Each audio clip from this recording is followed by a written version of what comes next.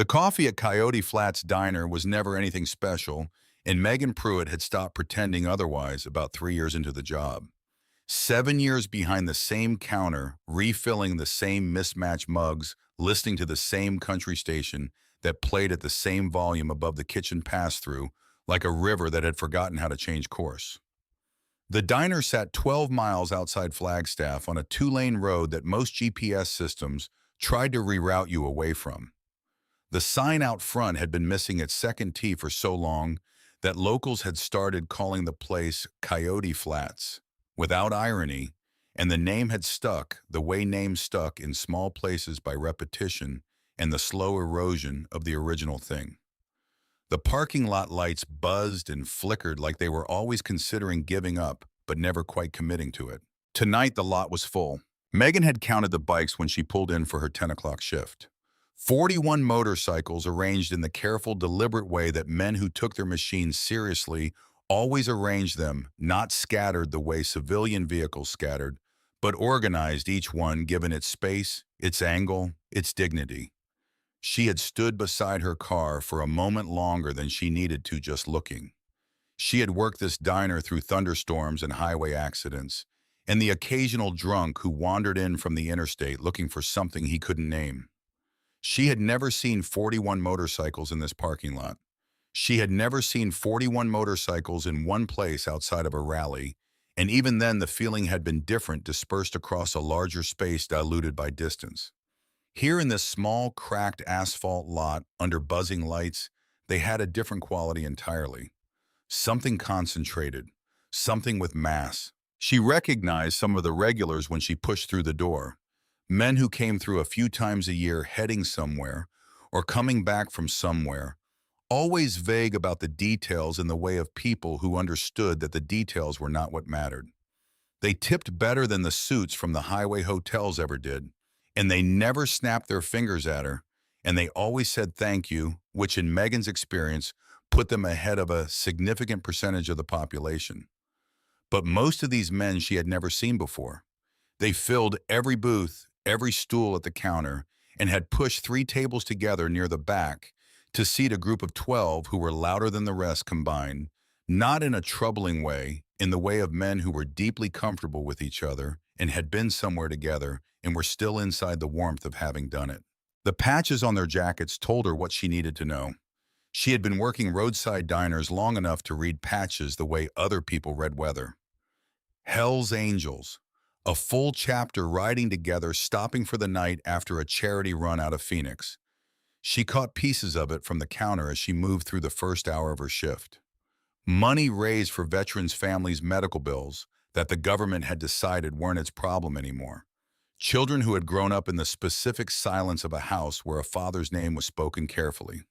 One of the older riders, a man with a gray-streaked beard and forearms covered in work, the decades had softened but not erased, had shown her a photograph on his phone without being asked, like he needed someone outside the group to see it.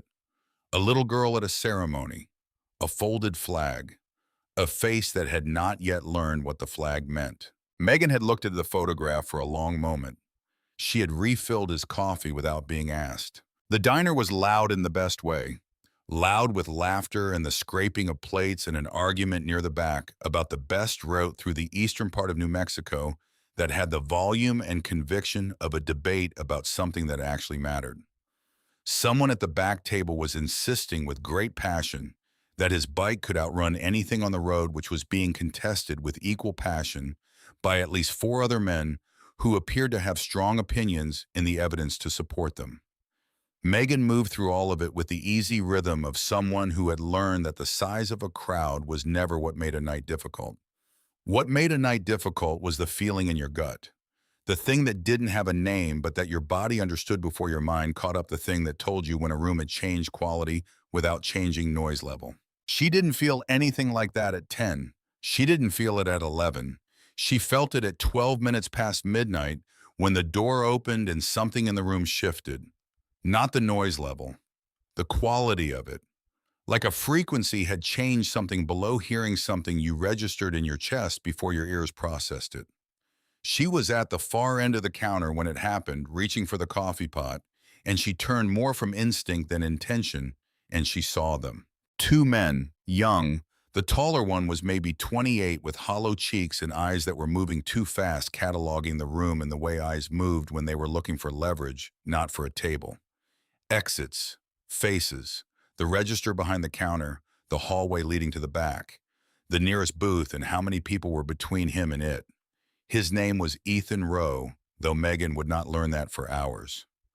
Right now, he was just a man in a dark jacket with something held inside his right hand that he hadn't raised yet, but that everyone in the room who looked at him understood was there the same way you understood. A storm was coming before a single drop fell. The shorter one was younger, 24 maybe.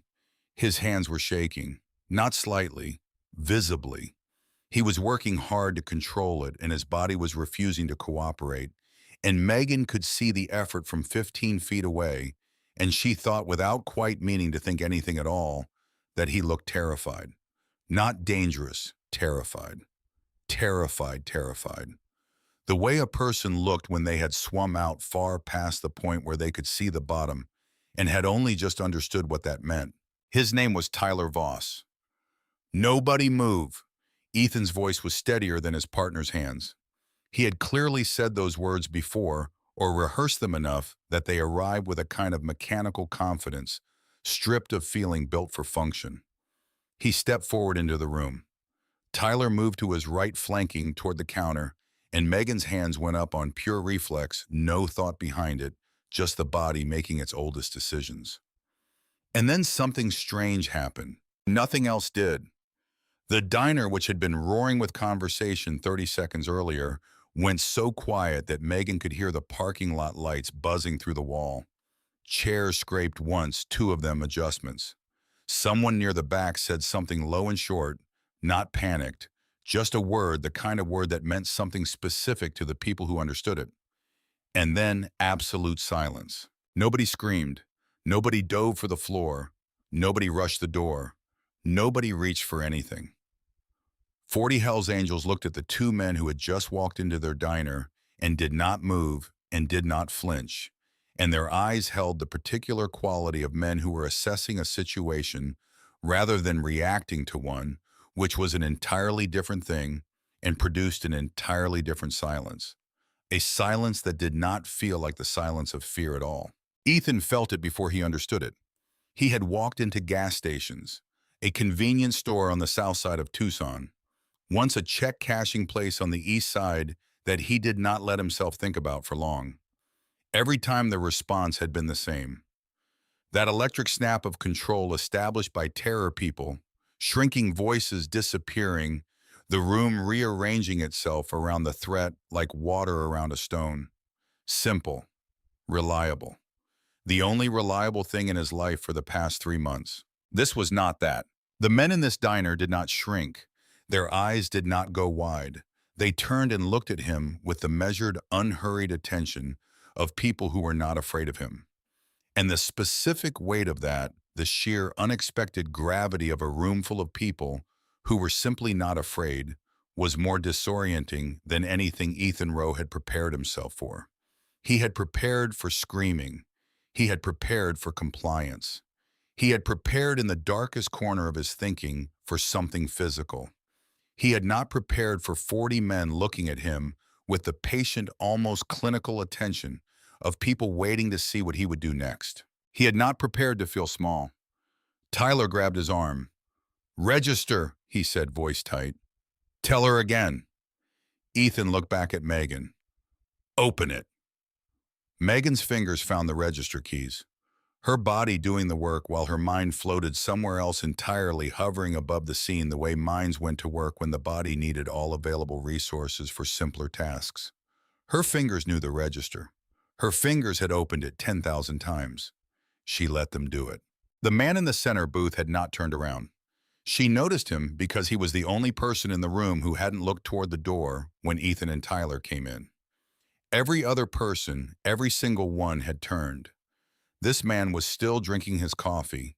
He was facing the wall, his back to the room, his shoulders relaxed in the specific way of a man who was either unaware or unconcerned, and something in the set of those shoulders told Megan it was not unawareness.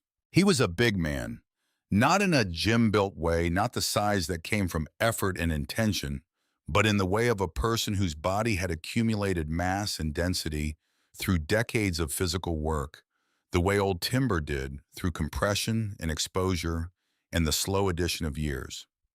His hair was more silver than it had probably been once cut short and practical. His jacket matched everyone else's in the room, but the patches on it were different, arranged differently. More of them in a configuration that clearly meant something specific to everyone in the room, even if it meant nothing yet to the two young men near the door. His name was Jack Calhoun. He was 52 years old. He had been chapter president for 11 years, which meant he had been elected by men who did not elect anyone easily, and he had been re-elected 3 times, which meant he had continued to be the kind of man those men wanted, making decisions when decisions mattered. Before the Chapter 2 tours and places he still referred to only by their general geography in mixed company. Before that, nearly a decade as a union ironworker, until his knees developed opinions he was no longer able to overrule. He had sat across from things that would have emptied the nerve from most men permanently, and those experiences had not made him hard, exactly not hardened in the brittle way, but they had made him absolutely and completely still, in the way of something that had been tested enough times to know what it was made of. He lifted his mug, he drank. "Hey!" Ethan's voice cracked the silence. "You, in the booth. Turn around." Jack did not answer immediately. He set his mug down on the table with a small, deliberate sound and looked at it for a moment the way a man looked at something he was considering before he turned. When he turned, he did it slowly. He looked at Ethan Rowe across the length of the diner with the complete, absolute absence of alarm. "I heard you," Jack said. "Then turn around when I'm talking to you." "I just did." The words were simple. The delivery was simpler. No edge in them, no performance, just the flat, factual observation of a man stating what had occurred. Ethan stared at him. The room waited. Outside the parking lot, lights buzzed their endless, almost surrender. The calculation running behind Ethan's eyes was visible from across the room, visible to Megan, who was watching it happen with the focused attention of someone who understood that the next 30 seconds were going to determine the shape of everything that came after them. "You're going to want to sit still," Ethan said, "and be quiet." Jack looked at him with something that was not quite a smile, and not one an expression that lived in the territory between the two. He looked at Ethan the way a man looked at something he had seen before, in a different form, and was recognizing now despite the different packaging. "Boys," Jack said. It was the word more than anything. That specific word, easy and almost affectionate, the word you use for people who were younger than you in ways that went beyond age. The word that placed Ethan and Tyler Voss in a particular relationship to the man speaking it, a relationship they had not consented to and could not argue with because arguing with it would only prove the point. "This isn't the worst decision you've ever made," Jack said, "but it's about to become the most expensive one." The back table erupted. Not loudly, not tauntingly, just a low, genuine laughter of men who had heard a very good line delivered very well, and whose bodies would not let them not respond to it. It moved through the room like a current finding its path, and then it died back, and the silence came again, but it was a different silence now. There was something in it that had not been there before. Tyler spun toward the back table. "Shut up. All of you shut." "Tyler!" Ethan's voice sharp, a warning. "Don't." But the moment had already done what moments did. The men at the back table did not flinch when Tyler turned on them. The man nearest to Tyler, wide through the shoulders, red-beard hands that looked like they had been built for purposes other than the ones he currently used them for, simply looked at Tyler Voss with the patient, slightly disappointed expression of a person watching a child make a choice they could see the end of before it started. Tyler felt the air go out of him in a way he could not explain. He turned back to the counter. Megan had the register open. The drawer sat there, its contents visible. Tyler moved toward it without looking at Ethan, his hands still moving with that fine tremor that refused to stop. He reached the counter. "How much is in there?" Ethan called to her, still watching the room, still running the geometry of it. I don't... Megan's voice was barely there. Roughly. Maybe 400. It's been a slow... Fine. Ethan was moving now, keeping his back toward the wall, trying to maintain the widest possible field of vision. His training, such as it was learned from bad men in bad places, doing bad things and paying for them in ways he was still paying for, told him never to let anyone get behind him. But the diner was working against him. The booths curved. The tables were too many. The men in those booths had not moved, which meant they were everywhere in every direction, and he could not watch all of them. He could not watch any one of them the way he needed to watch people in situations like this, with the full and undivided focus that kept you ahead of what they might do. He reached the counter. He took the cash from the register. He was aware of it as a transaction, aware of the amount being inadequate in a way that sat in his chest like a stone he had been carrying for 3 months and could not put down. Wallets, he said, raising his voice to address the room. All of you, wallets on the tables. Now. Nobody moved. The silence after that instruction was categorically different from the earlier silences. The first silence had been surprise. The second had been something settling into place. This silence was refusal. Simple, collective, absolute refusal, and it had a texture to it, a density, the texture of 40 men who had made a decision without discussing it. Ethan looked at Jack Calhoun. Jack had turned to face the room fully now. His elbow rested on the table. He held his coffee mug loosely, and his expression had not changed, but something in the quality of his attention had the way the quality of water changed when it deepened without a visible change at the surface. I don't think that's going to happen, Jack said. You want to test it. I want to ask you something. The simplicity of it stopped Ethan in a way that a direct challenge would not have. He was prepared for challenges. He had prepared for everything he could imagine. He had not prepared for a question delivered with the calm curiosity of a man genuinely interested in the answer. How long have you two been at this? Jack said. Ethan blinked. His body had no prepared response for this. What? How long? This work you're doing tonight, how long have you been doing it? That's none of your... Because, Jack continued as if the interruption had not occurred, as if the sentence was simply completing itself on its own timeline. You came in here without checking the lot. 41 motorcycles in the parking lot of a 12-seat diner at midnight, and you didn't check the lot before you came in. That tells me you haven't been doing this long enough to develop the habits. And if you don't have the habits yet, you're not doing this because it's what you do. He paused, the specific pause of a man letting something settle before he placed the last piece. You're doing it because something went wrong, something specific. Recently, the room held itself very still. So I'm asking, Jack said, what went wrong? Tyler made a sound. Not a word. Something below a word, something involuntary that came up from somewhere beneath the level of decision from the part of a person that had not yet learned to keep certain things inside. It was a small sound, but the diner was so quiet that it carried. Ethan shot him a look.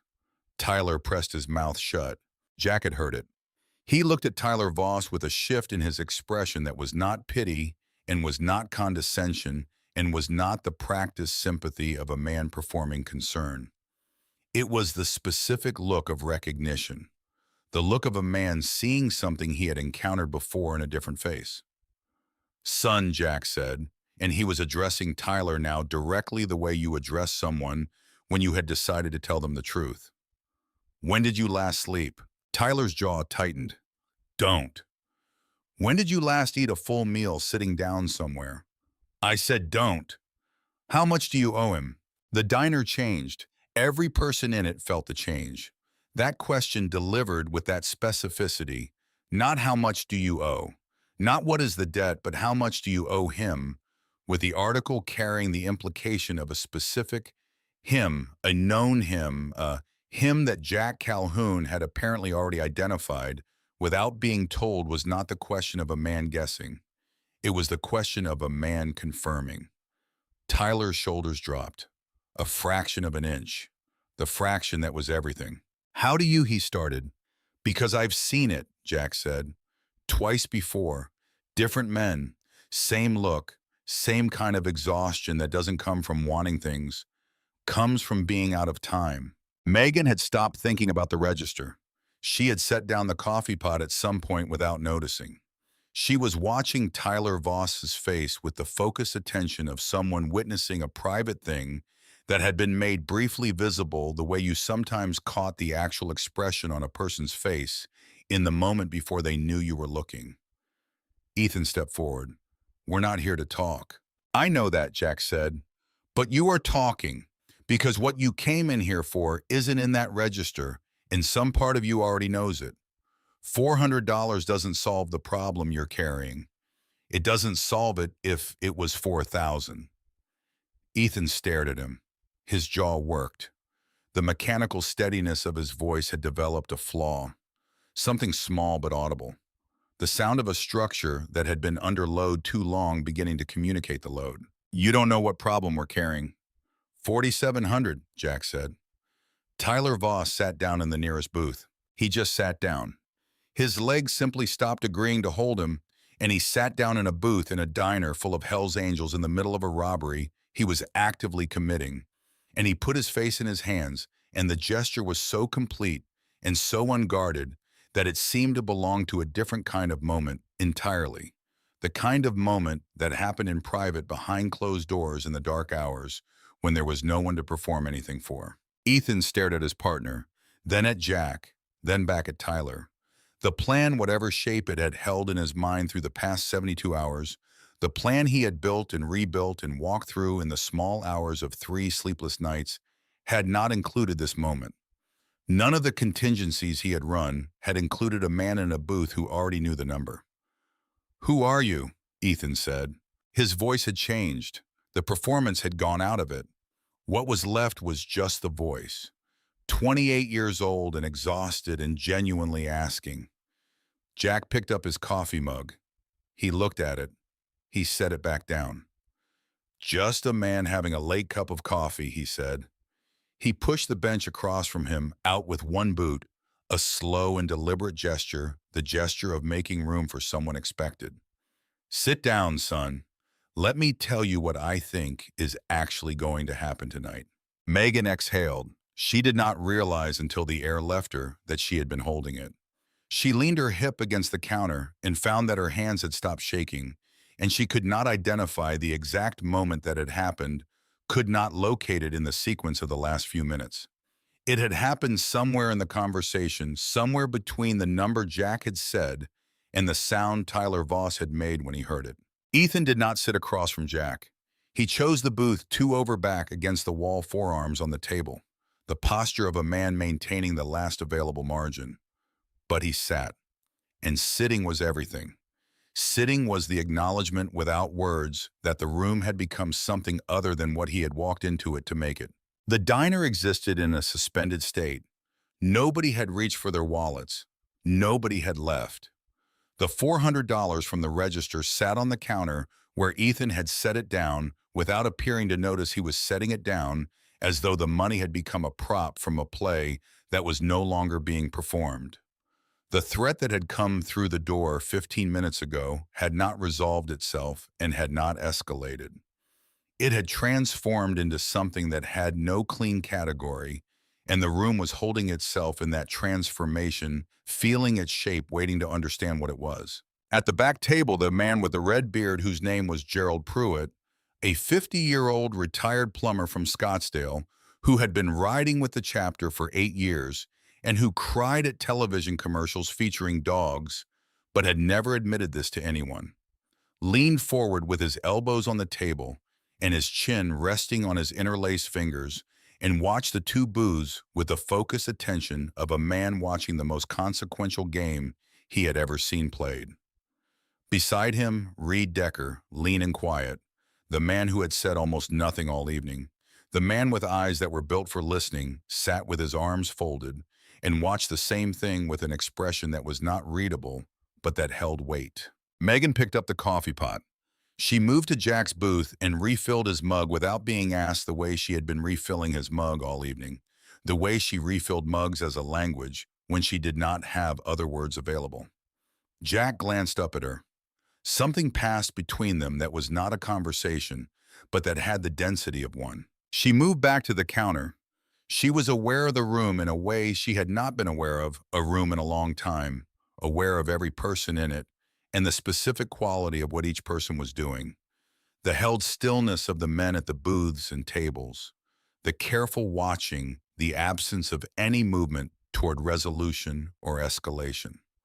40 people who had collectively and without discussion decided to let something happen that had no obvious outcome, decided to stay in the uncertainty of it rather than force it toward a conclusion. She thought about a diner in Albuquerque 8 years ago, a different room, a different version of herself, younger and more alone, and without the particular vocabulary that came from years of learning to read the feeling in your gut before it had a name. Nobody in that room had stayed. Ethan Rowe was watching Jack Calhoun with the expression of a man who had walked into a building and found a different building inside it. Everything he had brought into this diner, the plan, the practiced words, the mechanical steadiness that had taken weeks to build all of it, had been designed for a world in which he understood the variables. He did not understand this variable. He did not have a category for a man who sat in the middle of a robbery and asked questions with the patient curiosity of someone who already knew the answers and was offering you the chance to arrive at them yourself. "You've done this before," Ethan said, not asking, testing. "I've seen it before," Jack said, "which is different." He leaned forward slightly. His voice had not changed in volume, but it had changed in quality, the way a river changed when it narrowed the same water, moving with more force through a smaller space. "Listen to me carefully," Jack said. "What you came in here to do tonight would not have helped her. It would have made her position worse. Because if you're in a cell, there is nobody standing between her and him." He paused. "The only reason you're here is her, not the debt. Her." The sound Tyler Voss made from the other booth was not a word. It came from somewhere below, words from the part of a person that grief reached before language did. He pressed the back of his hand against his mouth. He looked at the ceiling in the careful mechanical way of someone using every available resource to stay in one piece. Ethan watched his partner. His face did something complicated and private. When he looked back at Jack, the last of the performance was gone.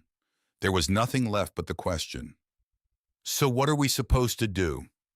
His voice was stripped bare. No command in it, no manufactured anything.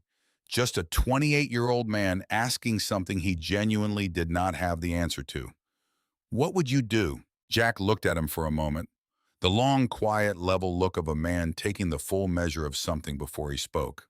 "I'd start," Jack said, by not being alone. He turned and looked toward the back table where Gerald Pruitt had straightened slightly and Reed Decker had unfolded his arms. Something passed between Jack and the men at the back table in the way that things pass between people who had been through enough together that communication had become more efficient than language. "Gerald," Jack said. "Birch, come up here." At the far end of the counter, Birch Calloway set down his coffee mug and stood without being asked, because Birch Calloway was the kind of man who understood the moment before the moment announced itself. He was not large in the way that announced itself either. Medium height, lean, with the kind of stillness that came from spending years in rooms where the wrong movement at the wrong time had consequences that outlasted the room. He had spent 7 years as an investigator for the County Attorney General's office before deciding, as he sometimes described it, that he liked the open road more than depositions and the smell of motorcycle exhaust more than the smell of institutional carpet. He crossed the diner without hurry and stopped at the edge of Jack's booth and looked at Ethan Rowe with eyes that were cataloging and patient and entirely without hostility. Gerald Pruitt came from the back table with the unhurried deliberateness of a man who had learned that moving slowly in charged situations was itself a form of communication. He pulled a chair from the nearest empty table and set it down between the two booths, the booth where Jack sat and the booth 2 over where Ethan had positioned himself with his back to the wall, and he sat in it with the comfortable authority of a man sitting in his own kitchen. Ethan looked at the two men, then at Jack, then back at Birch. "This is Birch Calloway," Jack said.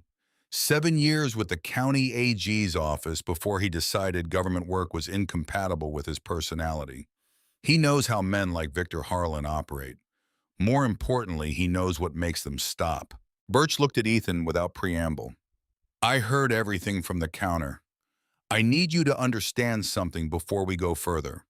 What I'm describing only works if you're both completely in. No half measures. Half measures protect nobody, and they especially don't protect her. Ethan's hands were flat on the table. He was looking at them rather than at Birch in the way that people looked at their hands when they were running a private calculation they did not want visible on their faces. He'll know we talked. Before whatever you do is finished, he'll know. That's how he works. He has people everywhere. So do we, Birch said simply. From the back table without inflection, a voice said, 38 of us, give or take. A beat of silence. Then the same voice. Give or take heavily weighted toward give. The laughter that moved through the room was brief and genuine, the kind of laughter that existed because the alternative was unsustainable. Even Megan, standing behind the counter with her hand resting on the coffee pot, felt it move through her chest before she could decide how she felt about laughing. Ethan did not laugh, but something around his eyes changed slightly, some micro movement that was the beginning of something he was not yet ready to let become visible. Tyler Voss was still in the other booth. He had lifted his face from his hands and was sitting with his forearms on the table now, his eyes red at the edges in the way that had nothing to do with crying and everything to do with a man who had not slept properly in 4 days. He was listening with the full and desperate attention of someone hearing a language they had almost given up on understanding. Walk me through it, Birch said. He reached into his jacket and produced a small notebook. Actual paper, actual pen, which struck Megan as precisely right for the man in a way she could not have articulated but felt clearly. From the beginning, everything. Ethan looked at the notebook, then at the pen, then at the ceiling for one long moment as though locating the beginning of a story required him to find it somewhere above him.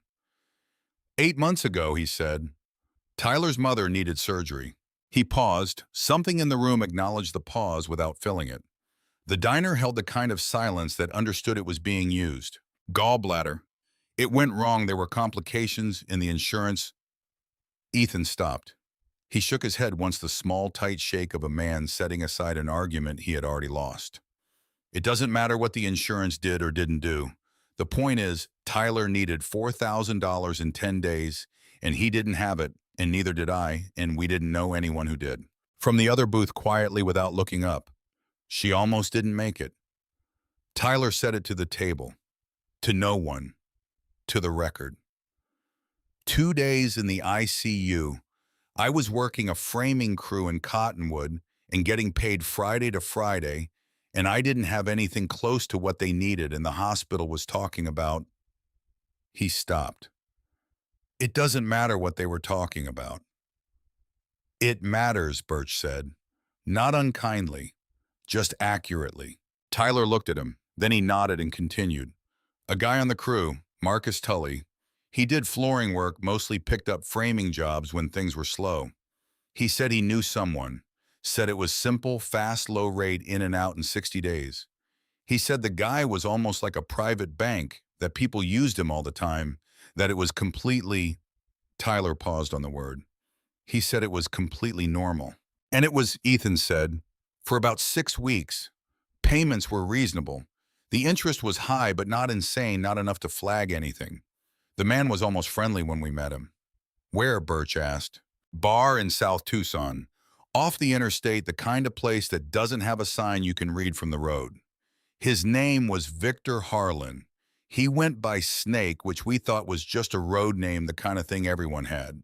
He pushed papers across the table we signed. He shook our hands. Tyler's mother came home from the hospital 12 days later. Birch was writing. His pen moved steadily without rushing, capturing what was essential and letting the rest pass. Then the first extension request, Ethan continued.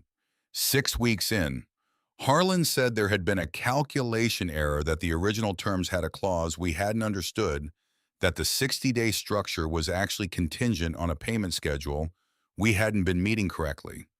We had been meeting it exactly. Every payment on time, the full amount. His voice carried the flat, ground-down quality of a man describing something he had replayed so many times it had worn smooth. It didn't matter. He showed us paperwork. The paperwork looked official. We were two guys who worked framing crews and concrete pours, and neither of us had a lawyer to call at 7 in the evening in a bar off the interstate. Second extension, Birch said. Not a question, a prompt. 3 weeks after the first. Same structure, different number. By this point, the principal had effectively doubled because of what he was calling accumulated interest on the adjusted terms. We asked Marcus Tully what we should do. Marcus said, pay it, that this was how it worked, that everyone who used this kind of arrangement went through an adjustment period that it would stabilize. Ethan looked at his hands again. Marcus believed that.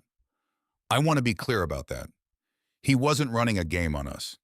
He genuinely believed what Harlan had told him about how it worked because Harlan had been careful with Marcus, the same way he was careful with us for the first 6 weeks. Make the first part feel real so that when it stops being real, the person you've compromised is already in deep enough that walking away costs more than staying. Birch looked up from the notebook.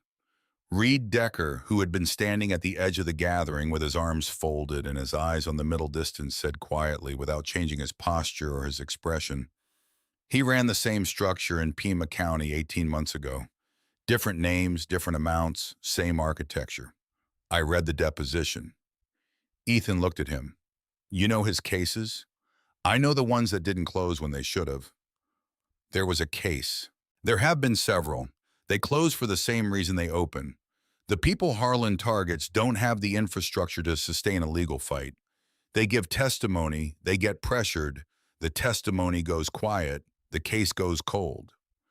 Reed looked at Ethan with the direct, undecorated attention of a man delivering facts because facts were what the situation required. That's the pattern. Isolation followed by attrition. He doesn't need to threaten people directly. He just needs to make them understand that they're alone. The word landed in the diner with a weight that was felt rather than heard. Alone. Ethan absorbed it. Something moved through his face, some interior rearrangement of things that had been positioned a certain way for a long time and were now being seen from a different angle. Third extension, Birch said, bringing the thread back with the focused patience of someone who understood that focus was a form of respect. Ethan nodded. By the third extension, the number had stopped being a number. It had become a condition, a weather system, something you lived inside of rather than something you dealt with. We were both working double shifts when we could get them. Tyler was doing framing in Cottonwood and picking up drywall work on weekends. I was on a concrete crew as foreman, which was... He stopped. I was good at that job. I was good at it, and I knew I was good at it.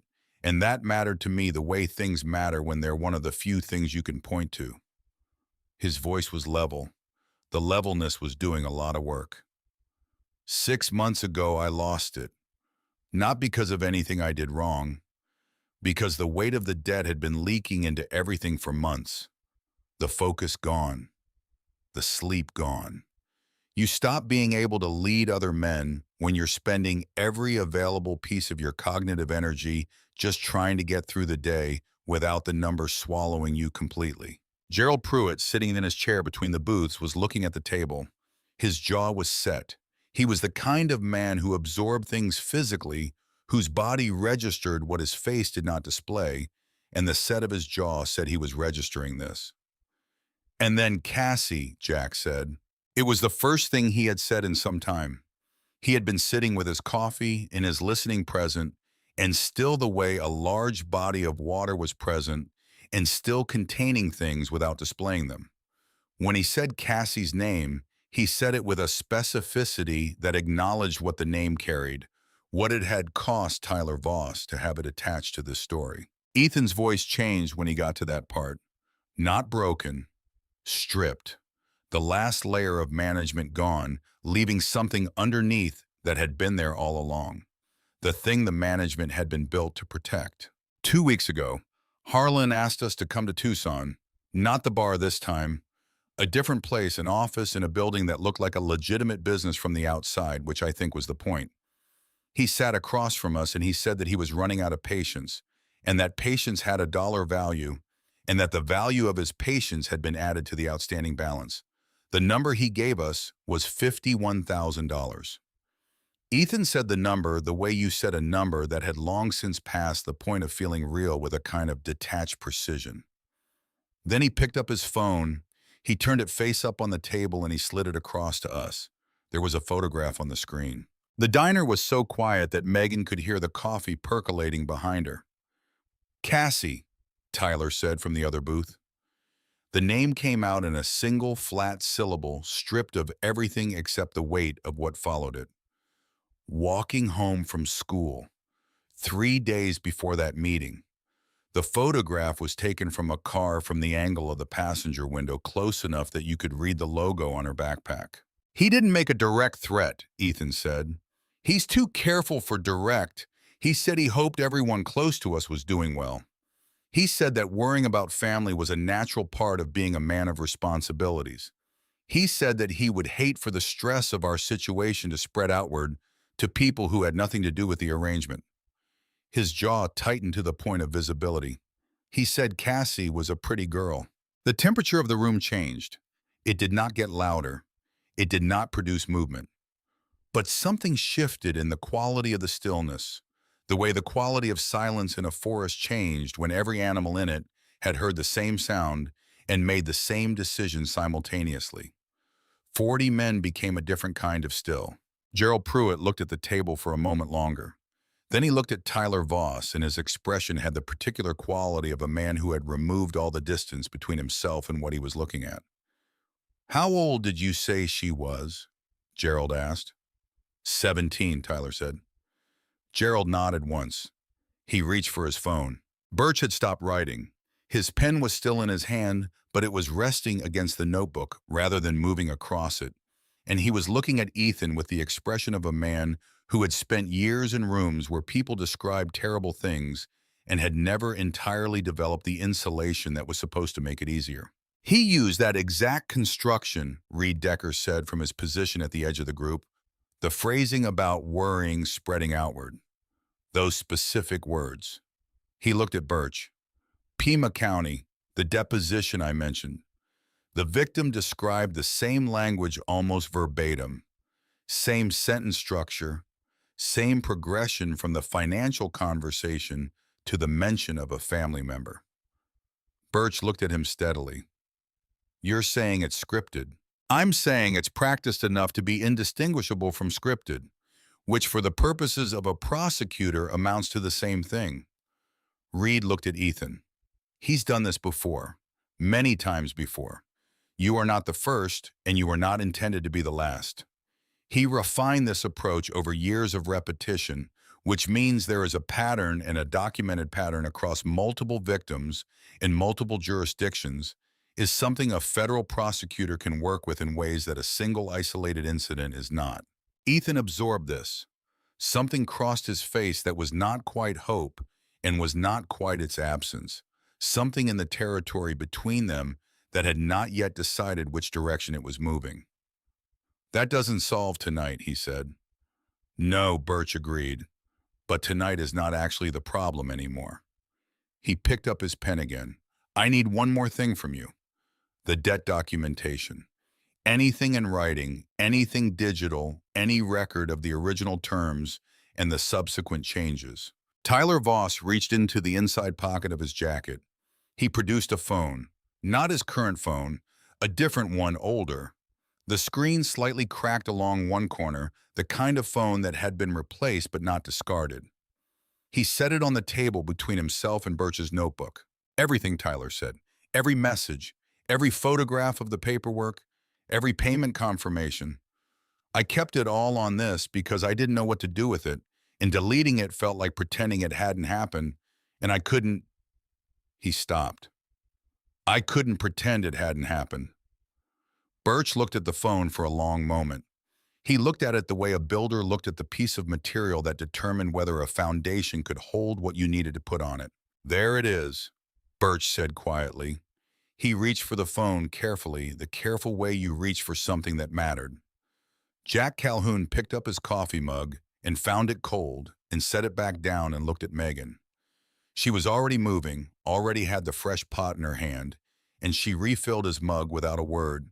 And the small, ordinary gesture of it was somehow the most human thing in the room at that particular moment. Birch stood and moved to the far end of the counter with the phone in one hand and his notebook in the other.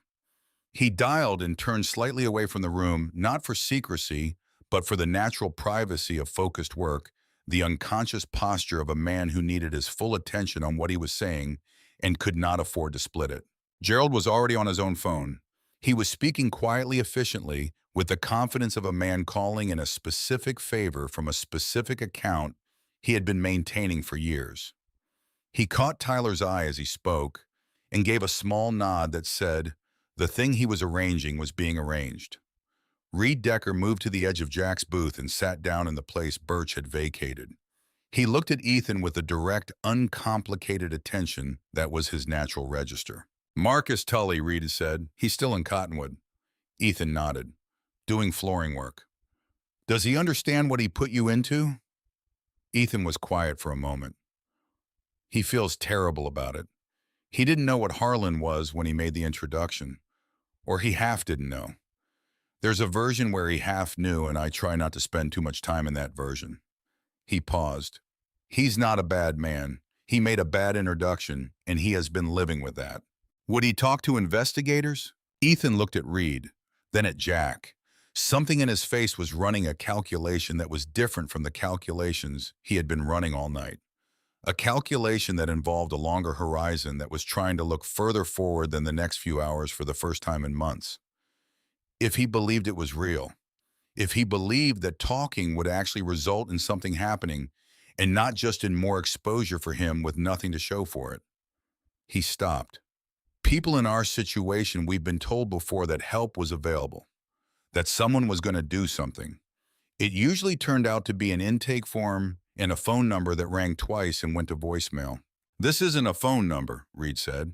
I know that's what you'd say. I know that's what I'd say too, Reed agreed with no defensiveness. And I know that's not sufficient. What's sufficient is different. He looked at Ethan steadily. What's sufficient is the phone Tyler just handed Birch and 7 months of something I don't know about yet that Megan has been building behind that counter. He glanced toward Megan, who had returned to her position and was listening without appearing to listen, which was a skill she had developed over 7 years of working a counter where important things were said.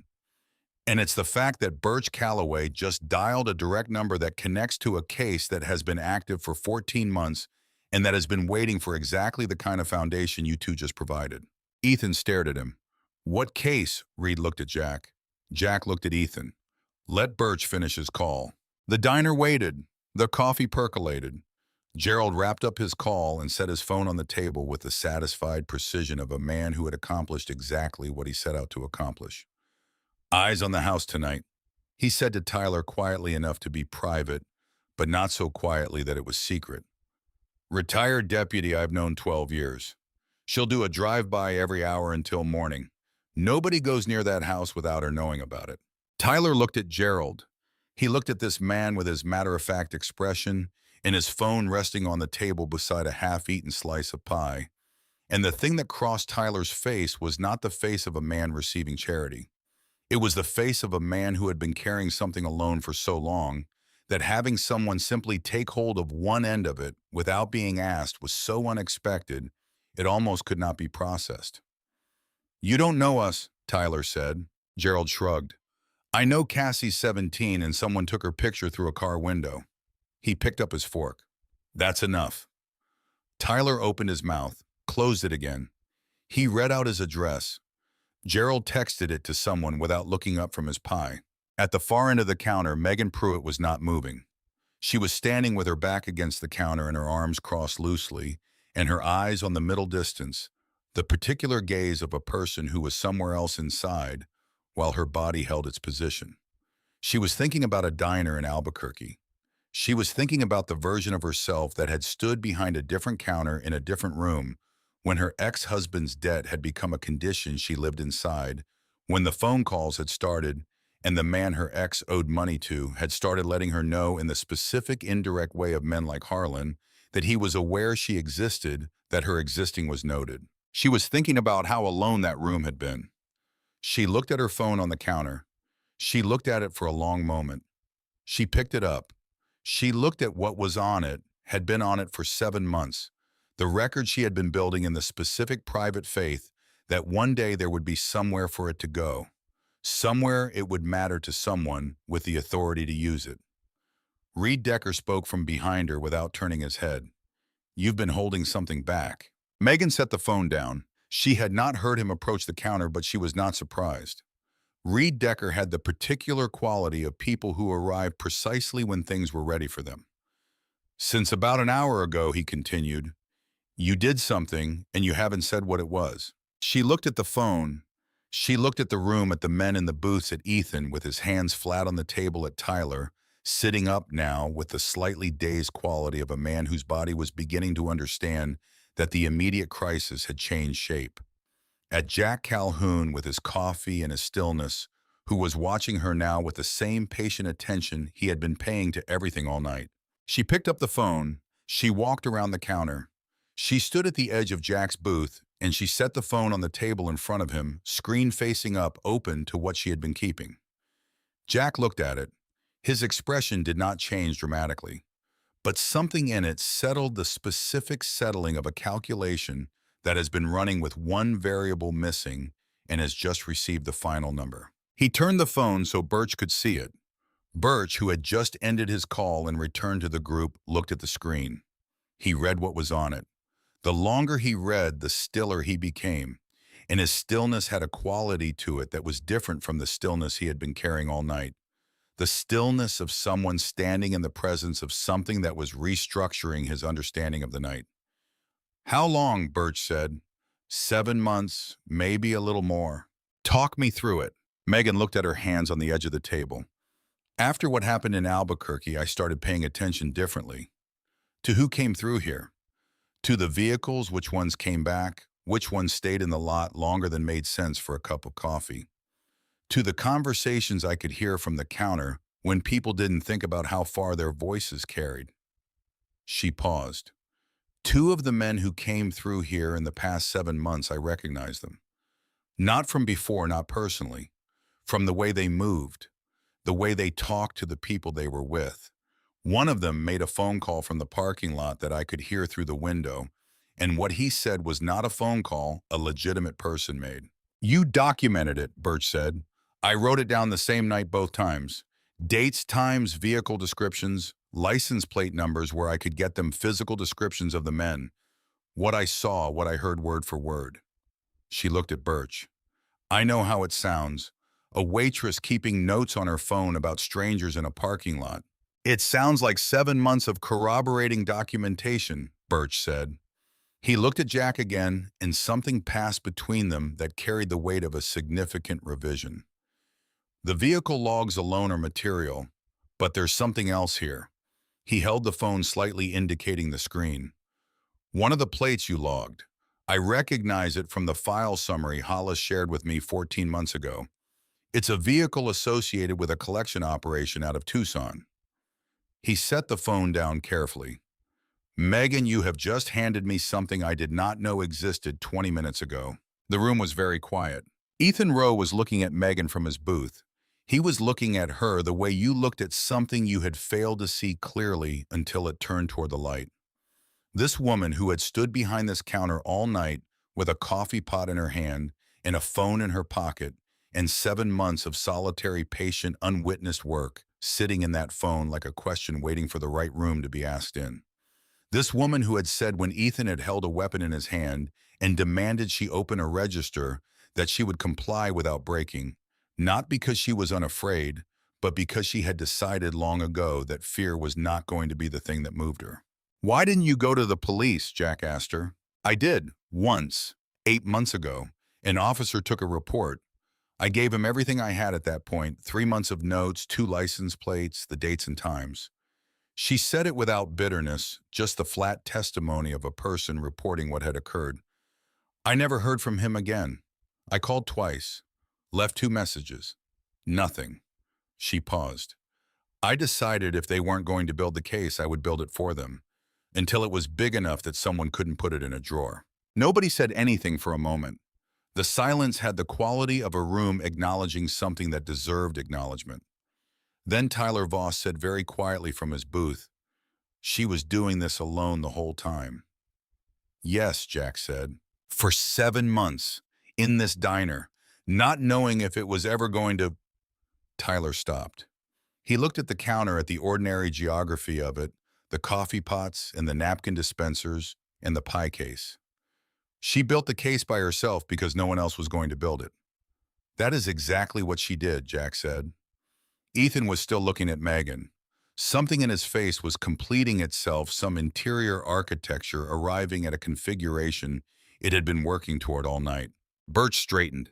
He looked at the group with the expression of a man who had been handed more than he expected and was reorganizing his understanding of what the night was going to produce. "I need to make a call," he said. "A specific call to a specific person at an hour that is going to require an explanation." He looked at Jack. "Hollis." "Yes," Jack said. "He's going to want them in his office first thing. They'll be there. And Megan's documentation needs to come with them." Megan looked at her phone. "I'll send you everything tonight." Birch nodded. He took a step toward the counter, toward the far end where the work could be done with the privacy it required. Then he stopped. He turned back to the room. He stood there for a moment looking at all of it. The two young men in the booths, the woman at the counter who had been building something in the dark for 7 months on the private faith that it would matter to someone, the men who had stopped for coffee on their way home from raising money for other people's children and had stayed without being asked. He looked like a man who had spent a long career in the business of evidence and procedure and the grinding mechanics of cases that move forward one document at a time, and who was in this specific moment something more than that. Something that all the years of careful professional distance had not entirely trained out of him. "Okay," he said to no one in particular. He turned back to the counter and dialed. Ethan Rowe looked at Tyler. They looked at each other across the narrow space between the booths with the particular intimacy of two people who had been through the same thing from different angles and were trying to locate where they were now relative to where they had been. "You should apologize to her," Tyler said quietly. Ethan looked at Megan. She was at the far end of the counter now, moving with her quiet efficiency, refilling something, adjusting something. The practiced motion of a person for whom the counter was a second language. He stood up from the booth. He walked to the counter. She looked up at him when he arrived, and her expression was neutral, composed, the expression of a person who was capable of waiting to see what kind of moment this was going to be. "I'm sorry," Ethan said, "for what I did when I came in here tonight, for scaring you, for putting a weapon in the same room as you and everyone else in here." He stopped. "You didn't deserve that. Nobody in here deserved that." Megan looked at him. She held the look for a moment that was not quite long enough to be uncomfortable and not quite short enough to be dismissive. "You're right," she said. "We didn't." She let that sit for one beat. Then, "But you're still here. So are we. Let's see what that turns into." She refilled his mug. He went back to the booth. At the far end of the counter, Birch Calloway's voice low and steady. "Raymond, it's Birch. I know what time it is." A pause. "No, listen, I need you to hear this." Another pause longer. "I'm at a diner outside Flagstaff, and I think you're going to want to come in early tomorrow." The diner became something it had not been before. Not louder, not quieter, but different, in the way that spaces were different after something real had passed through them and left its mark. The men settled back into themselves with the particular ease of people who had held a difficult thing and were now permitted to set it down. Gerald had pushed the pie plate aside and sat with his coffee and the comfortable silence of a man who had done what needed doing and required nothing further from the evening. Reed Decker ordered eggs from Megan without making a production of it. Jack Calhoun wrapped both hands around his fresh mug and looked at nothing in particular with the settled expression of a man who had done the thing that needed doing and was now content to let the night become what it was going to become. And at the far end of the counter, Birch Calloway was still talking to Raymond Hollis.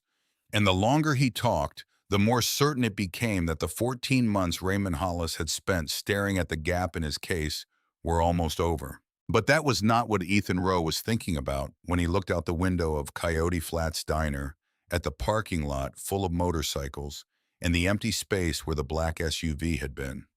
He was thinking about a phone call he had not yet made, a call to a man in Cottonwood who had been living with a bad decision for 8 months and who had not been asked yet to do the one thing that might allow him to put that decision down.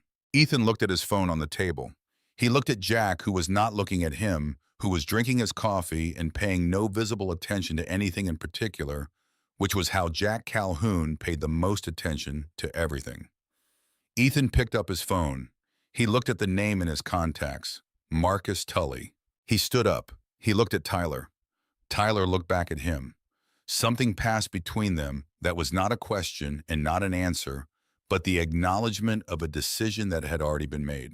Ethan walked to the door. He pushed it open and stepped out into the Arizona night, into the cool air, and the sound of the highway in the middle distance, and the parking lot full of 41 motorcycles under buzzing lights. And he stood there for a moment with the phone in his hand and the night around him, and the weight of 8 months of carrying something alone, and then he dialed. The parking lot of Coyote Flats Diner at 2:30 in the morning had a particular quality of silence that was different from the silence inside.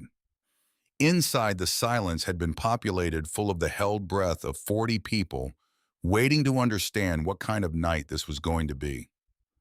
Out here, the silence was just the desert doing what the desert did, indifferent and vast and older than anything that had happened in the past 3 hours, by an amount of time that made the past 3 hours feel very small and very significant simultaneously. Ethan Rowe stood between two motorcycles with his phone in his hand and the cool air moving against his face, and he looked at Marcus Tully's name on the screen for a long moment before he pressed call. It rang 4 times. He had expected voicemail. He had prepared for voicemail, had been constructing the words for a message as the phone rang, something that would be clear enough to matter, without being so clear that it frightened Marcus into silence before the conversation could begin. Marcus picked up. Ethan. His voice had the thick, careful quality of a man who had been asleep and had seen the name on his screen and understood that sleep was no longer an option for the immediate future. It's almost 3 in the morning. I know. Are you okay? Is Tyler? Tyler's okay. We're both okay. Ethan paused. He looked up at the sky above the parking lot, the deep, absolute black of the Arizona high desert, in the hours before the world considered morning, the kind of dark that existed only far from cities uncompromised and total. Marcus, I need you to listen to me for a few minutes. I need you to actually listen, not just hear. A silence on the other end. Then, okay. There are federal investigators. They've been building a case against Victor Harlan for 14 months. They have the structure of what he does. They have documentation. They have pattern evidence across multiple victims. What they have been missing is the foundation, the direct testimony of people he targeted, documented in a way that connects his methods across the full arc of what he did to them. Ethan was speaking carefully, not rushing, placing each word with the deliberate attention of someone who understood that the words themselves were the work right now. Tyler and I have been talking to an investigator tonight.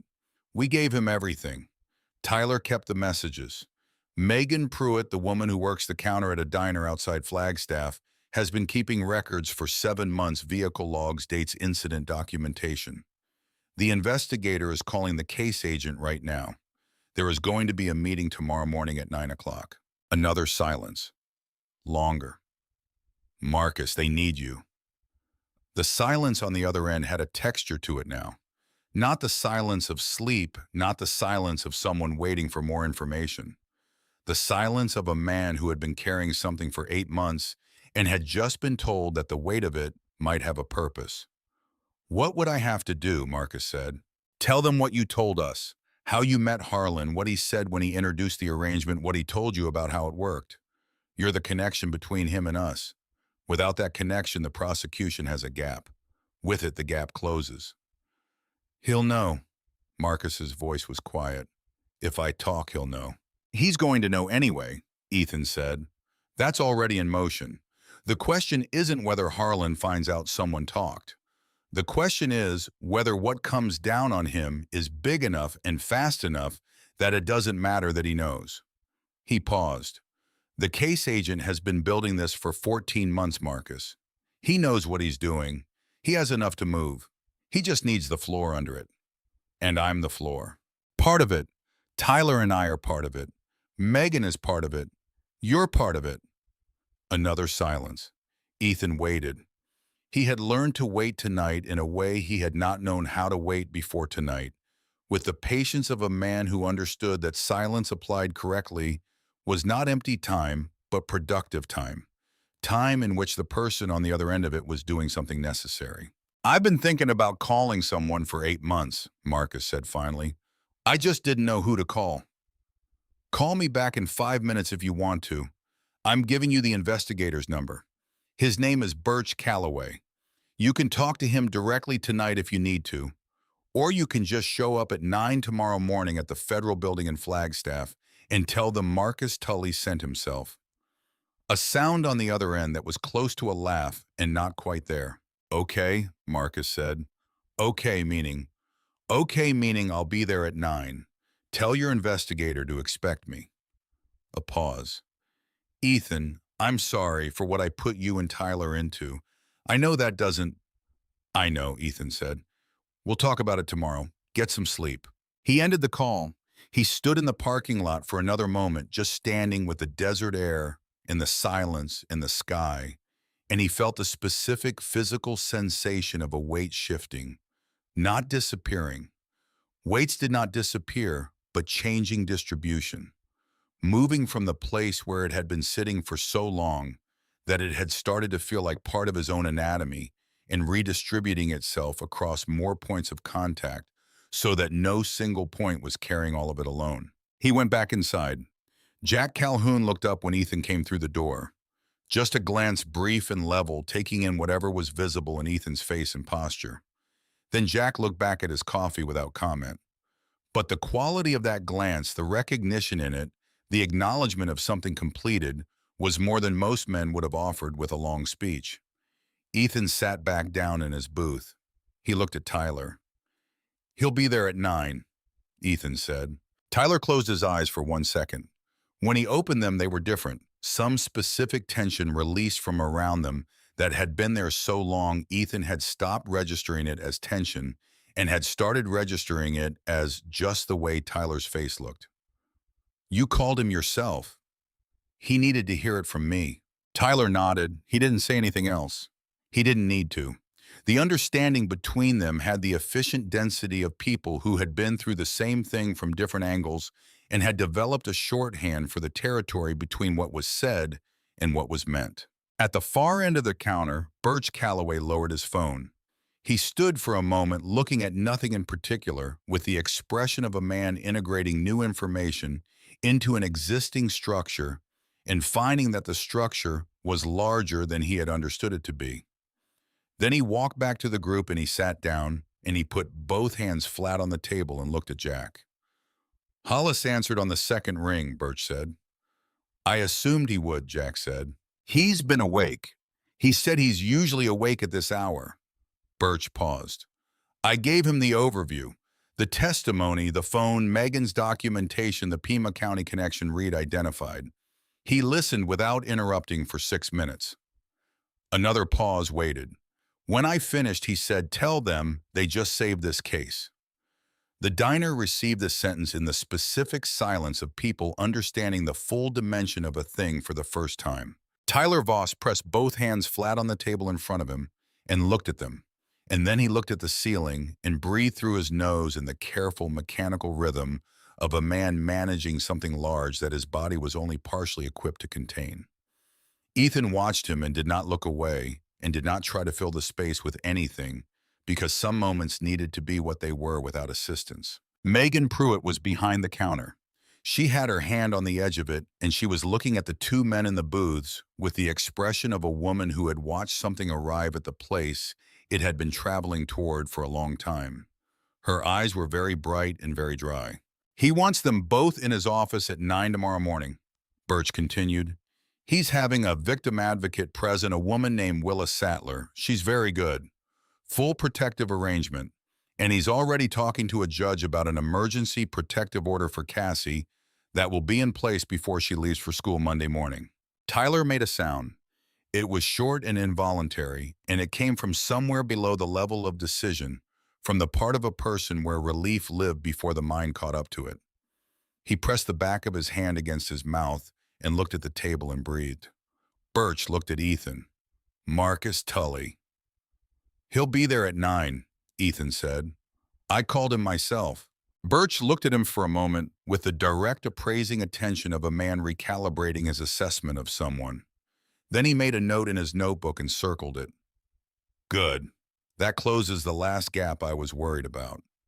Gerald Pruitt raised his coffee mug in Megan's direction. She refilled it without being asked. Gerald looked at the pie case with the expression of a man consulting his conscience and finding it flexible. Any of that cherry left half a pie, Megan said. I feel like the situation calls for it. She cut him a slice. The small, ordinary act of it, the pie and the fork, and Gerald Pruitt eating pie at 3 in the morning, with the comfortable satisfaction of a man who had done a good thing and was at peace with the doing of it, moved through the room like a change in air pressure, a small release of something that had been held for a long time and was now permitted to go. Reed Decker ate his eggs at the counter with the unhurried focus of a man who approached meals the way he approached everything, one thing at a time completely. Jack sat at his booth with both hands around his mug present and still. The diner had found a different temperature now, not the loud warmth of the hours before midnight. That version of the night was irretrievably gone, but something quieter and more deliberate, the specific warmth of a space where people had been through something real together and were living in the careful, slightly dazed aftermath of it, not yet understanding the full shape of what had occurred, but understanding without question that its shape was significant. Ethan and Tyler talked, not to Birch, not to Jack, to each other for the first time in months in a way that was not logistics or crisis management, not the narrow transactional language of two people trying to survive something together. They talked the way they had talked before. Victor Harlan before the debt, before the specific weight of an unsolvable problem had settled between them and slowly compressed everything else out of the available space. Tyler talked about his mother, about the surgery and the days in the ICU, and the particular quality of the waiting room at 2 in the morning when you were the only person in it, and the night had that specific institutional silence that was unlike any other silence. He talked about the moment she had opened her eyes and looked at him and said his name, and how that moment had felt like the whole world reorienting itself around a single fixed point, and how he had never told anyone that because there had been no room for it, no available space in the months that followed for anything that was not the next payment and the one after that. Ethan talked about the concrete crew, about being good at something, genuinely good at it, the specific satisfaction of leading other men through work that required precision and physical intelligence, and the coordination of many moving parts, the way a well-poured foundation felt when you stood back and looked at it, the clean, hard geometry of it, something built correctly and built to last. He talked about watching that version of himself erode, the focus going first, then the sleep, then the quality of the decisions, the small ones that added up in the morning 6 months ago when he had driven to the job site and sat in his truck for 20 minutes, unable to make himself get out, because the weight of everything he was carrying had temporarily exceeded his capacity to carry it and move at the same time. Jack sat at his booth and did not appear to listen, which was how he listened most completely. At 4 in the morning, Gerald Pruitt fell asleep in his chair. It happened without announcement or apology, his chin descending to his chest, his breathing changing quality, and no one in the diner reacted to this, except Reed Decker, who reached over without looking up from his coffee and removed Gerald's fork from his hand before it could fall. At 4:45, Megan started a fresh pot and moved through the diner one more time with the automatic grace of someone whose body knew this space the way it knew its own address. She refilled mugs, she cleared plates. She did the quiet arithmetic of closing that she did every night, the inventory of what the diner had used and what it would need, except that tonight the arithmetic was accompanied by a different kind of accounting, something interior and less quantifiable, a private reckoning with what the night had produced and what it meant that she had been part of producing it. At 5:30, the sky outside the windows began its first conversation with morning. Not light yet, not quite, but the absence of absolute darkness. A suggestion the sky considering the possibility of something other than black. Jack Calhoun stood up. He stood up the way he had stood up earlier in the night, with the deliberateness of a man for whom rising from a chair was a considered act. He straightened his jacket. He looked at the room, at the men who were beginning to stir from their various positions of rest and wakefulness, at Ethan and Tyler in their booths, at Megan behind her counter. He walked to the register and he set down a stack of bills without counting them aloud, without announcing what he was doing, the gesture entirely without performance.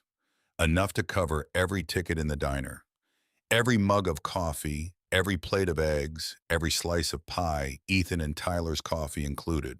Megan saw it. She said nothing because some gestures were diminished by acknowledgement. Jack walked to Ethan's booth. 9 o'clock, he said. Birch will drive you. Don't be late. Ethan nodded. We won't. Jack looked at him for a moment. The long, level, quiet look that Jack Calhoun used when he wanted someone to understand that what he was about to say was the truth and not a performance of it. You did a hard thing tonight, Jack said. Not walking in here. That was a desperate thing, and desperate and hard aren't the same. The hard thing was what came after, sitting down when everything in you wanted to keep running, telling the truth when you didn't know yet if the truth was going to cost you more than it saved. He paused. And making that call yourself, to Tully, without being asked. He looked at Ethan steadily. That was the hard thing. Ethan held his gaze. He had the quality in this moment of a man who had been carrying something alone for so long that the offer of acknowledgement was almost more disorienting than the caring had been. His jaw worked. His eyes were very bright. He kept them dry with an effort that was visible and that he made no attempt to hide. Thank you, Ethan said, the two words carrying everything they needed to carry. Jack nodded once. He walked to the door. He paused there and looked at Megan. You did a brave thing tonight, he said. Not just the records, the whole night, every minute of it. Megan opened her mouth. The reflexive deflection was right there, the automatic self-minimizing that 7 years of working a counter had not entirely trained out of her. The instinct to say it was nothing, that anyone would have done it, that she hadn't done anything special. She stopped herself. She felt the stopping of it as a physical act, a small, conscious choice that she was making on behalf of the woman she was becoming rather than the woman she had been. Thank you, she said. Jack nodded. He walked out. One by one, the men followed the way. Large groups left places, not all at once, but in a tide. The back table first, then the counter stools, handshakes near the door. A few words exchanged in voices Megan couldn't quite hear. Gerald Pruitt woke with no embarrassment and stood and stretched and looked around the diner with the slightly oriented expression of a man locating himself in time and space and finding the result satisfactory. He stopped at the counter on his way out and left something beside his plate that Megan did not look at until he was gone. And when she looked, it was more money than she sometimes made in a full Saturday shift. And she stood there for a moment holding it and feeling something she did not have a word for and did not need one. Birch Calloway was the last to leave after Ethan and Tyler, who had gone to his car in the parking lot. He stood at the counter and looked at Megan with the direct, considered attention of a man making a decision. Hollis is going to want to talk to you, he said. Your records, yes, but also your testimony. What you observed in this diner over the past 7 months. You understand that? I figured, Megan said. Are you comfortable with that? She thought about Albuquerque. She thought about the police report that had gone into a drawer. She thought about 7 months of writing things down in the faith that one day the writing would matter alone behind a counter on a 2-lane road under buzzing lights with nothing but the faith itself to keep the work from feeling pointless. Yes, she said. I'm comfortable with that. Birch nodded. He left his card on the counter. He walked out. The door closed behind him and Megan stood alone in the diner for the first time in 9 hours. The lights buzzed. The coffee pot hissed. Outside, the last of the motorcycles moved through the lot and turned onto the highway, and the sound built and peaked and diminished and then was gone. And the road was just a road, and the diner was just a diner, with the chairs not quite pushed in and the coffee cups not quite cleared, and the particular residue of a long night that had been something other than an ordinary long night. She started cleaning up. Raymond Hollis was 58 years old and had spent 30 years in federal law enforcement, developing a relationship with patients that most people would have described as unhealthy.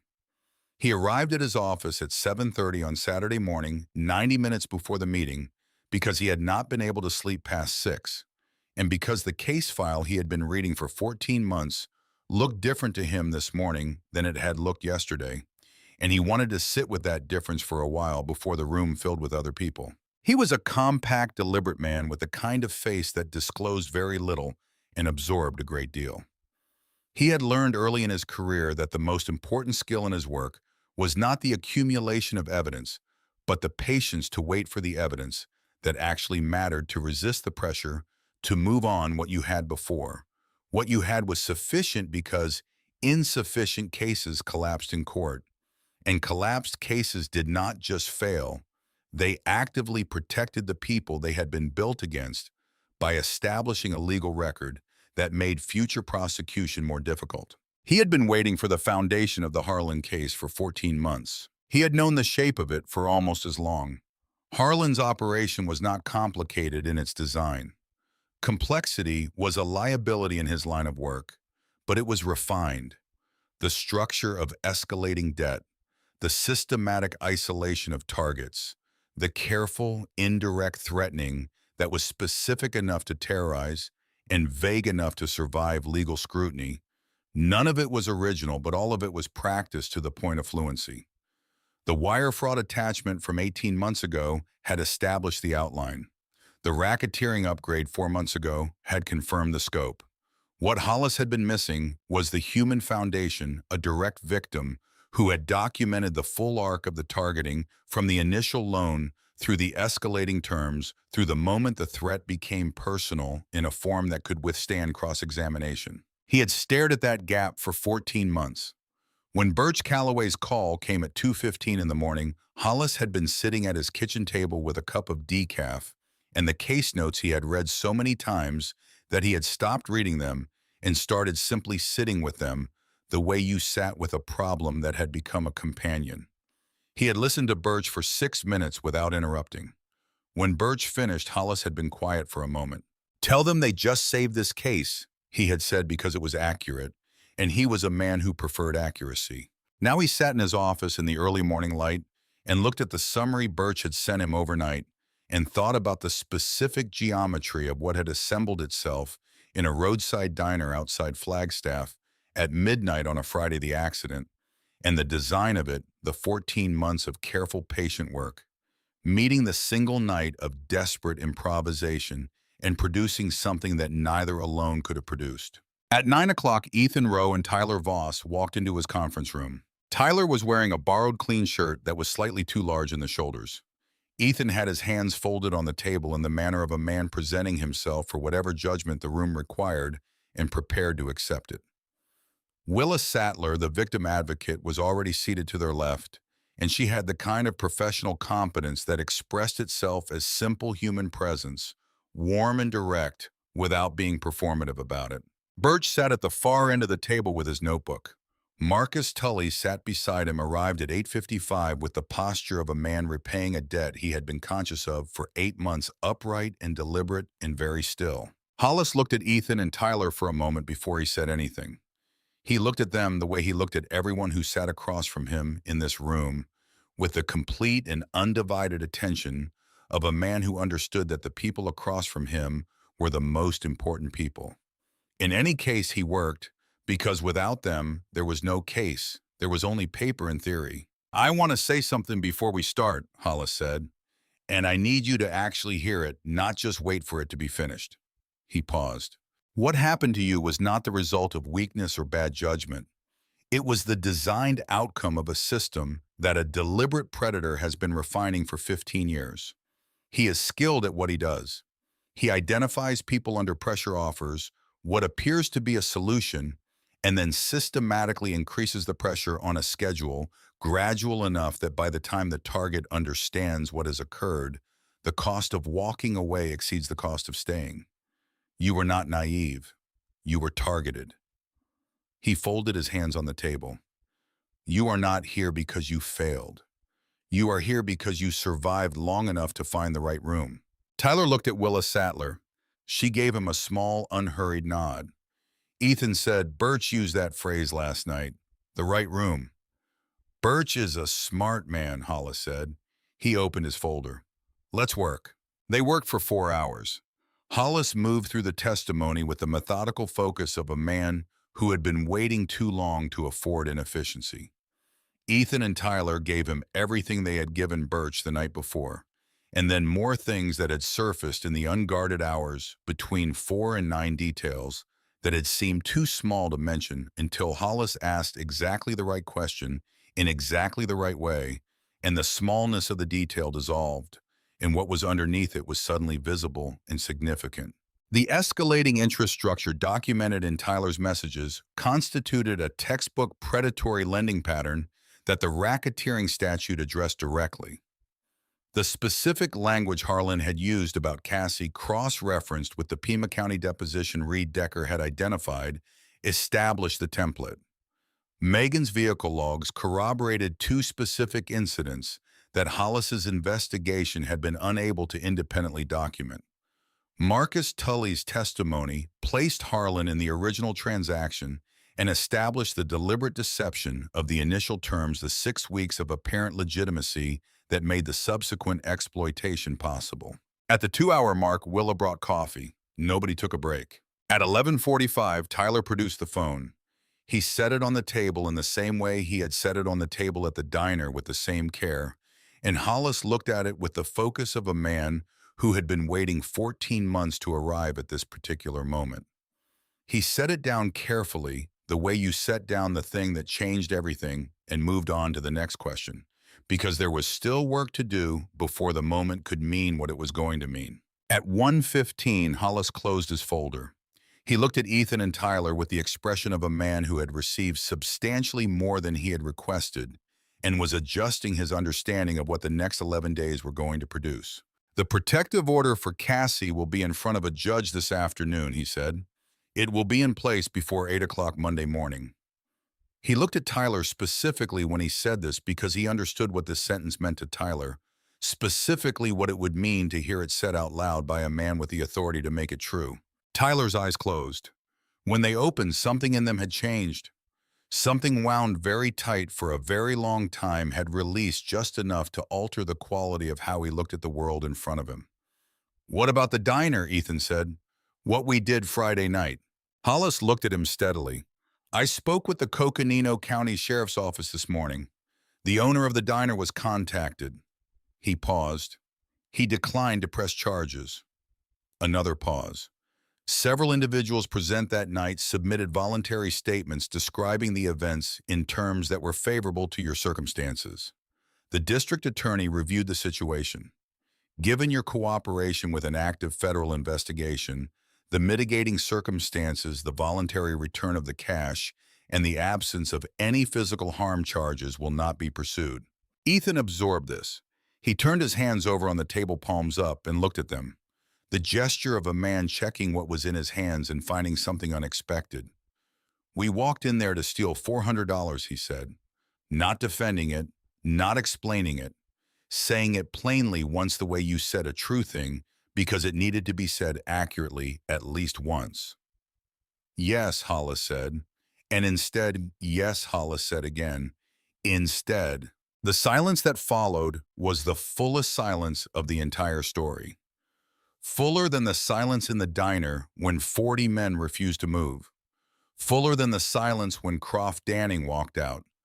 Fuller even than the silence in the parking lot at 3 in the morning when Ethan had stood under a desert sky and waited for Marcus Tully to answer.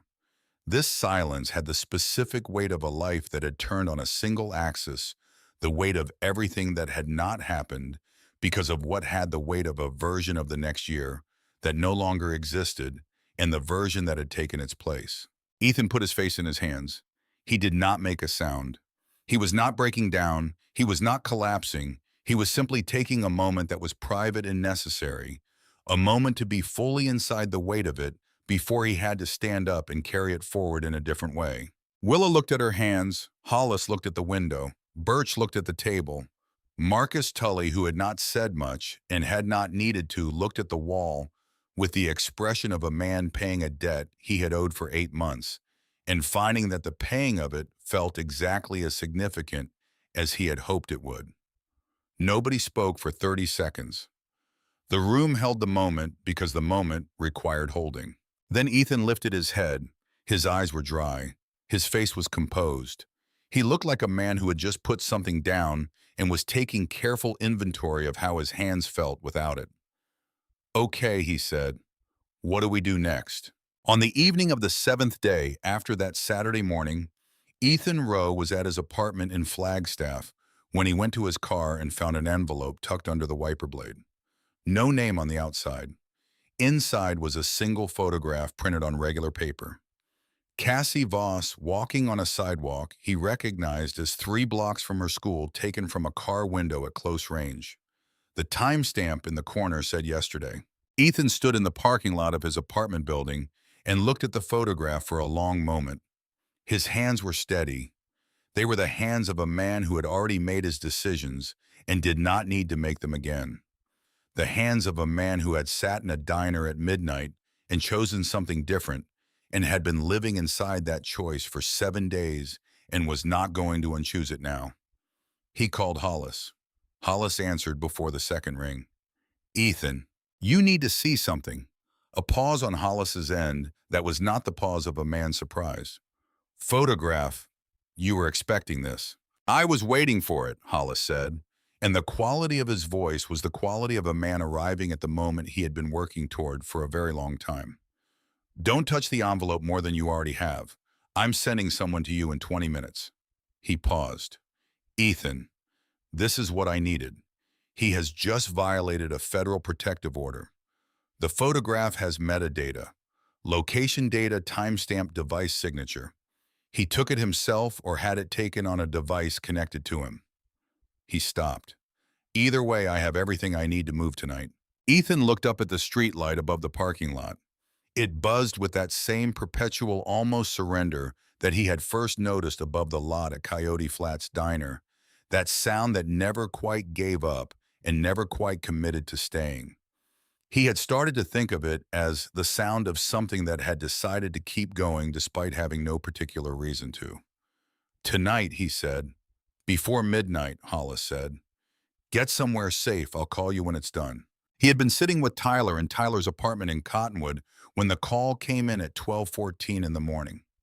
Hollis's voice was the voice of a man delivering the conclusion of a very long piece of work. "It's done," Hollis said. "Harlan is in custody." Ethan looked at Tyler. Tyler was sitting on the couch with his phone already in his hand, already knowing from Ethan's face what the call was before it arrived. And when Ethan said the words out loud, Tyler set his phone down on the cushion beside him very carefully, with the precision of a man handling something fragile. And he put both hands over his face and sat there, in the particular silence of a person at the end of something that has been so long an ending that the ending itself required a moment to become real. They sat like that for a while. They did not need to say much. Some completions were like that. At 11:47 that night, Victor Harlan had been taken from his house in a quiet neighborhood on the south side of Tucson by 4 federal agents. He was handcuffed on his front porch while his neighbors' lights came on one by one in the surrounding houses, the small illuminated sequence of people waking to the sound of official vehicles and understanding that something had concluded nearby.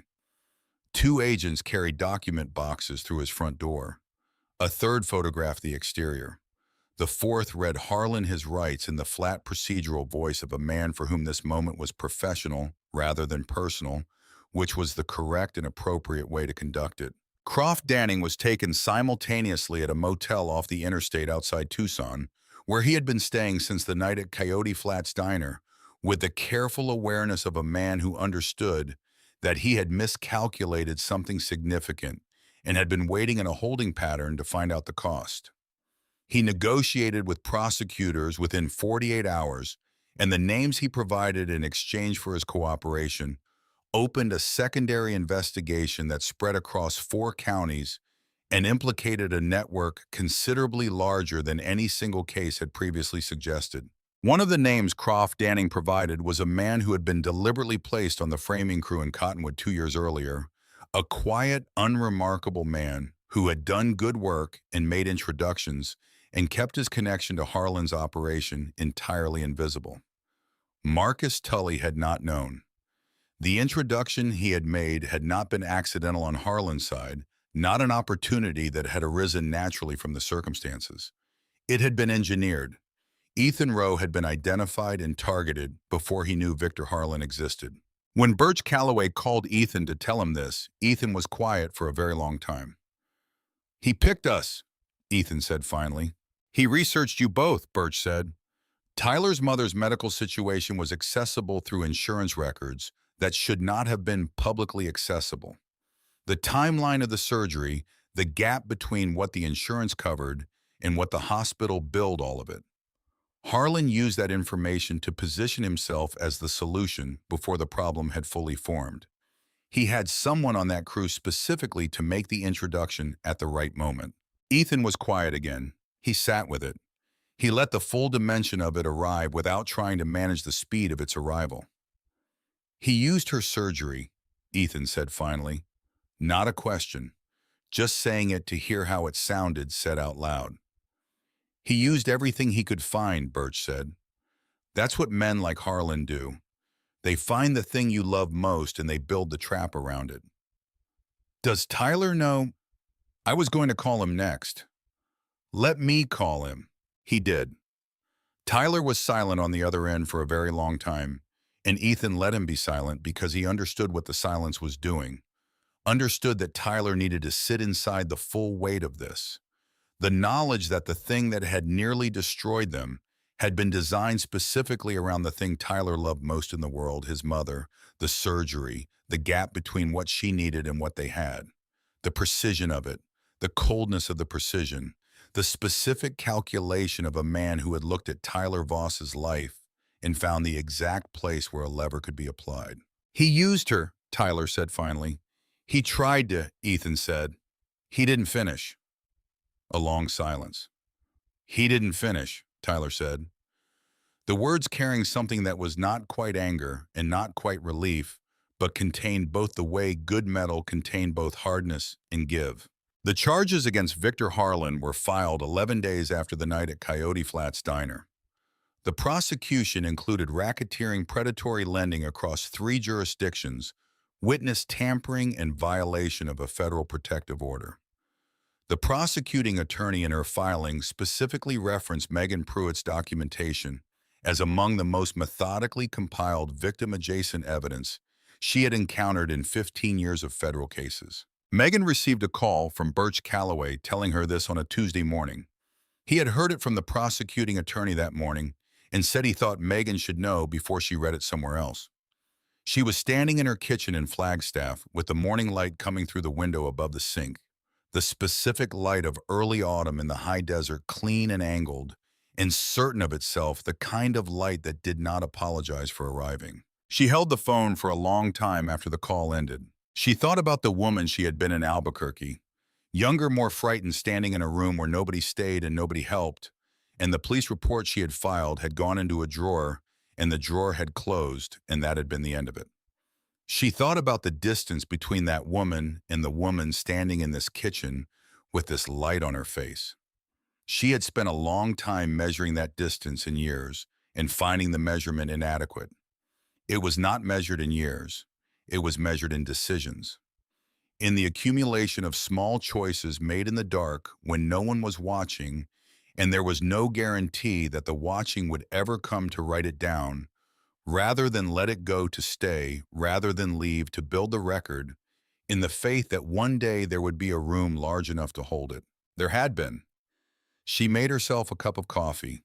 She went to work. 1 year after the night at Coyote Flats on a Thursday evening in late October, when the sky above Flagstaff had the particular depth of autumn blue that seemed to exist only at elevation, the kind of blue that pressed down on the high desert like something that wanted to be taken seriously. Ethan Rowe pulled into the parking lot of Coyote Flats Diner and sat in his truck for a moment before going in. He was 8 months into a job at a diesel mechanic shop on the north side of Flagstaff, a job he had found through a county employment program that connected him with an apprenticeship certification program, a job that used the same precision and physical intelligence that had made him a good foreman on a concrete crew, and that gave him back gradually and without ceremony the version of himself that the debt had been eroding. His certification was framed on the wall of his apartment, not because he was sentimental about credentials, but because he had earned it and it was his. And the framing of it was a marker, a fixed point in the geography of a life that had been learning to hold still again. The grant that had partially funded the program had come from a debt relief advocacy organization that had received a significant anonymous donation the previous year. Ethan had his suspicions about the source. He had never asked because some things were better carried as gratitude than confirmed as fact, and gratitude was a weight he did not mind carrying. Tyler Voss was already inside when Ethan came through the door. He had arrived first, which was not characteristic of Tyler, and the earliness of it said something about what this evening meant to him without his having to say it. Tyler was working construction in Cottonwood 6 months with the same company, steady hours and steady pay, the simple, reliable arithmetic of work that existed and paid what it said it would pay and did not change the terms 6 weeks in. He drove Cassie to school on Wednesday mornings and had been doing so since she had asked him to, not because she needed the ride, but because she had understood in the way of 18-year-olds who had been through something alongside their families that the driving was not about logistics. It was about Tuesday night knowing what Wednesday morning looked like. Cassie was 18 now. Tyler had told her the full story over the course of 3 conversations, carefully in pieces, because she had the right to know and he had the obligation to tell her. And neither of those things changed the fact that parts of it required care in the delivery. She had listened to all of it without interrupting, with the focused stillness of someone who understood that the story was being given to her and that receiving it properly was its own form of respect. When he finished the last part, she had been quiet for a moment. "Tell me about Jack Calhoun," she had said. Tyler had told her everything he knew.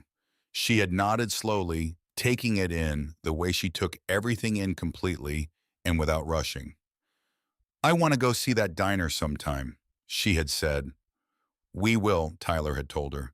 He had meant it, and she had known he meant it, and neither of them had needed to say anything else. Roy Alcott was behind the counter when Ethan came in.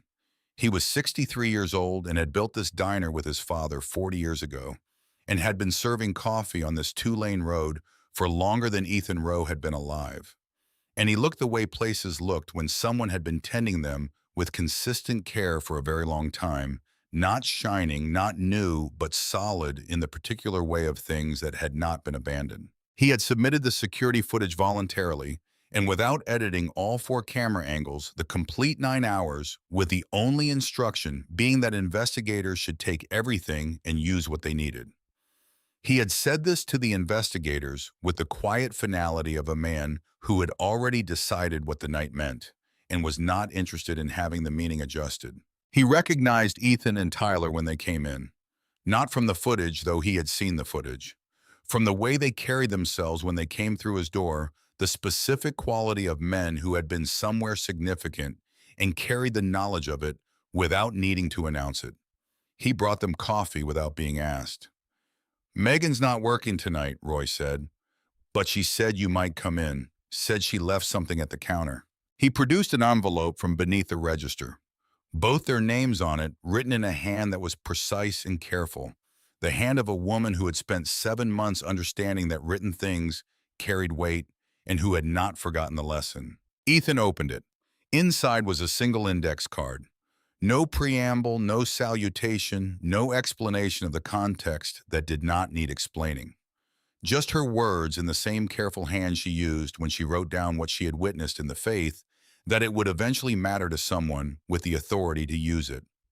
You gave me the room I'd been building toward. Thank you for walking in. Ethan read it twice. He folded it carefully along its original crease and put it in the inside pocket of his jacket close to him in the place where things that mattered lived. Tyler looked at the counter where Megan had stood through an entire night, 9 hours long, with a coffee pot in one hand and 7 months of patient, unwitnessed work in the other building. Something alone in the dark on the simple radical faith that eventually the right room would come. He thought about how many people were sitting in the wrong room right now in this country, carrying something alone that did not have to be carried alone, convinced that the walls around them were permanent. Because the walls had been there so long, they had stopped looking like walls and started looking like the shape of the world. He thought about Jack Calhoun on a highway somewhere, engine running, wind moving, going where he was going with the unhurried certainty of a man who understood his direction and had no reason to doubt it. He thought about his mother at home, recovered and careful and alive, who made coffee on Sunday mornings and called him every Thursday and did not know the full extent of what the past year had cost, because some costs were paid by the people who loved you without your knowledge, and that was simply the way of it, and you carried your end without complaint. He drank his coffee. The diner was warm, the road outside was quiet, the sign out front was still missing its second tee, and the parking lot lights still buzzed with their endless, almost surrender. And everything about the place was exactly as ordinary as it had always been, and exactly as extraordinary as one night had made it. And those two things were not in conflict. They were the same thing seen from different distances, which was perhaps the most important thing the night had produced. Not the case, not the arrest, not the 14 months of patient work arriving at its conclusion, or the 11 days between a midnight diner and a pair of handcuffs on a front porch in Tucson. Not even the charges or the sentencing that would come later, or the secondary investigation that was still unfolding across 4 counties and would continue to unfold long after anyone in this story stopped paying attention to it. The most important thing was simpler than any of that, smaller and larger simultaneously. The thing that 40 people in a roadside diner had demonstrated without planning to demonstrate it and without knowing they were demonstrating anything at all. That the most powerful thing one person could offer another was not money and not rescue and not the removal of all consequences. It was the refusal to let them be alone in it. That was what Jack Calhoun had offered 2 young men at midnight with nothing more than a cup of coffee he kept drinking and the willingness to turn around when spoken to. That was what a room full of strangers had offered without being asked and without expecting anything in return and without making a production of the offering. That was what Megan Pruitt had been building toward for 7 months behind a counter on a 2-lane road in the high desert of Arizona, alone in the dark for an audience of no one, on the simple and radical faith that eventually the right room would come and the work would find its purpose, and the record she had been keeping would matter to someone who had the standing to use it. It did. And when it did, it was enough. It was more than enough. It changed everything.